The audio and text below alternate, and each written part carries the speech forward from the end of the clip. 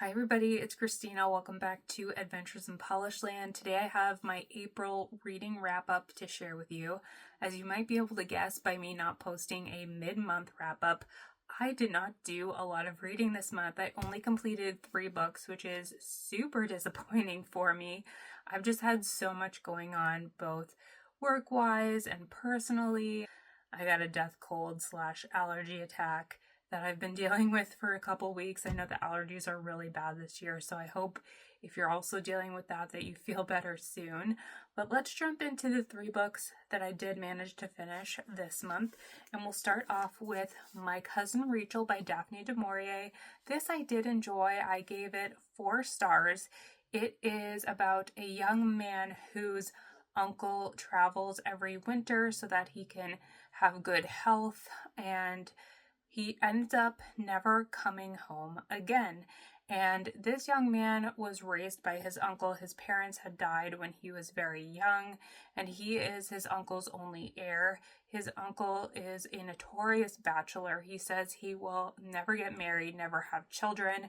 But when he leaves, he meets their cousin, their cousin, Rachel. He marries her, and then he dies while he's abroad. That's not a spoiler.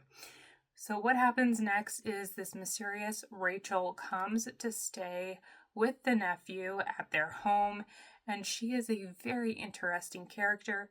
You don't know whether to trust her the entire time. You don't know whether she's the problem or the nephew is the problem. And it's a very slow burn build, but it does pick up and get really interesting. And on the very last page, I said, "Oh my God," out loud and slammed the book closed. I really enjoyed the ending. This has a very similar ambiance as Rebecca by Daphne du Maurier, which I also really enjoyed. I probably enjoyed that one a bit more than this one, but I like the setting. I like the overall storyline. I felt like it just took a little bit too long to get there. If you're looking for a good mystery in a gothic setting, I definitely recommend this one. And I want to pick up more gothic novels because I do enjoy this time period and just the whole vibe of the book and the darkness of it.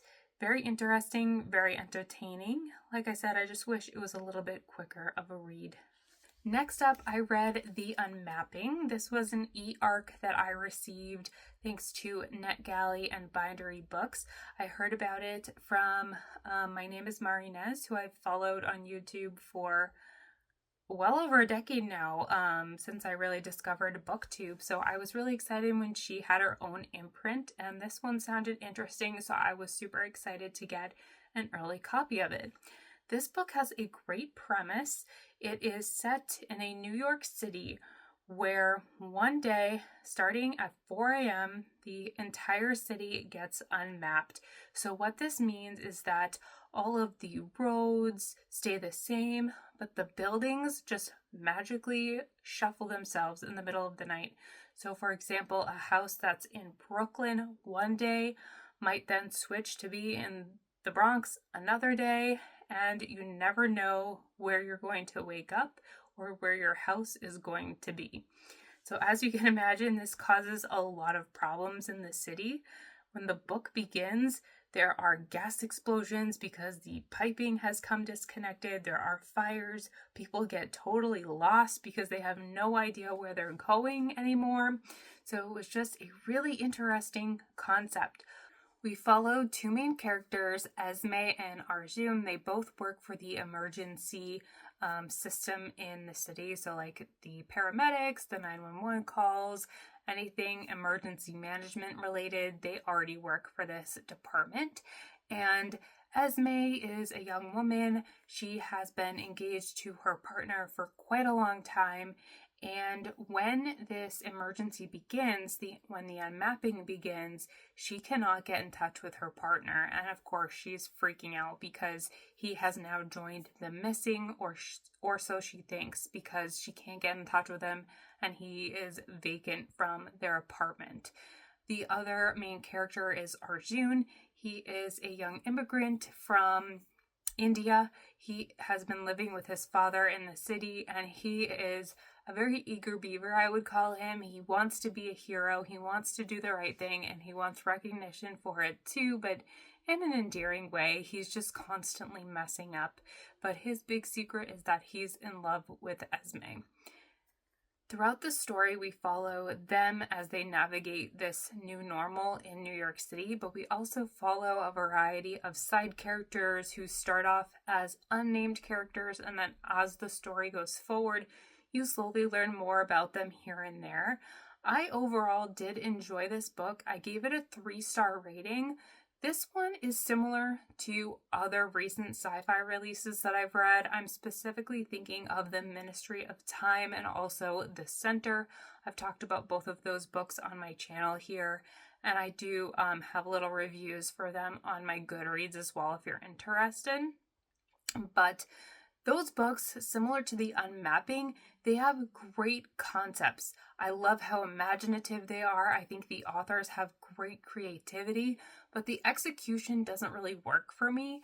And in the Unmapping, I just thought there was so much going on, a lot of unbelievable concepts, even putting aside the whole unbelievability of the Unmapping itself. There were just a lot of little through lines here and there that I felt like didn't really work. But that being said, if you like these sort of contemporary sci-fi novels where there's a unique element that gets explored, I think you might enjoy this one. And thank you again for letting me read an early copy of this because I found it very unique. And then the final book that I finished is How I Became a Famous Novelist by Steve Hely. I had heard about this from Steve Donahue here on YouTube, and I am so glad I read this. This book is hilarious. It is a fictional novel. It's by this guy who his ex-girlfriend from college is getting married, and he doesn't want to show up to the wedding as like the loser ex-boyfriend.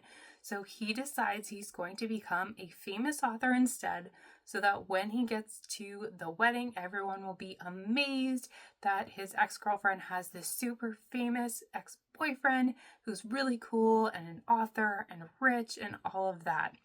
But what's really great about this book is that this is really an ode to readers because our main character explores how in order to become a famous novelist, you don't have to write a good book. You have to write a popular book.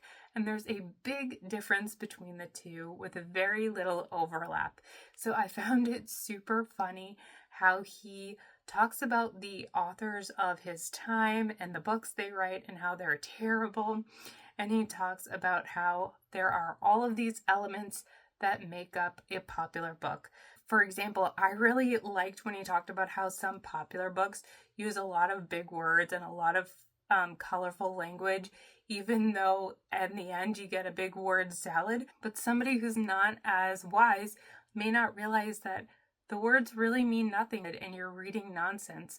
So it's really funny how this book takes on the topic of how, unfortunately, the really good books, the good works of literature, might only sell a few copies. And the books, I'm thinking, what's that dragon series everyone is reading now, Fourth Wing? Those books, we know they're crap, but people love them and they read them in droves. So there's something for everybody out there. This one was for me. The main character is a major jerk and he's kind of a bad person, but in the end, no spoilers, but I feel like he gets what's coming to him. And if you're looking for a book that's pretty easy to read, funnily enough, but will make you laugh, especially if you're a book lover, I highly recommend this. I gave it 4.5 stars. And then for the last week or so, I have been struggling my way through The Impusium by Olga Tokarczuk. And although this is an interesting concept, I honestly should have DNF'd it a long time ago, but at this point I feel like I'm invested, so I'm gonna try to push through, and I'll reserve my final thoughts for when I get to the end of the book. But that's it for my April reading wrap up. As you can tell, I am now super behind on my reading goal for the year. I also did not get to color off any states on my US map because my cousin Rachel is set in the UK, the Unmapping is set in New York City, which I've already checked off New York, and then How I Became a Famous Novelist is primarily set in Massachusetts, which I've already checked off as well. But I hope you guys are all doing well. I hope you're not dealing with the same allergy season that I am. And I hope you're reading a lot more than I am as well. So let me know in the comments what you're currently reading and if you're enjoying it. And I will see you in my next video. Bye.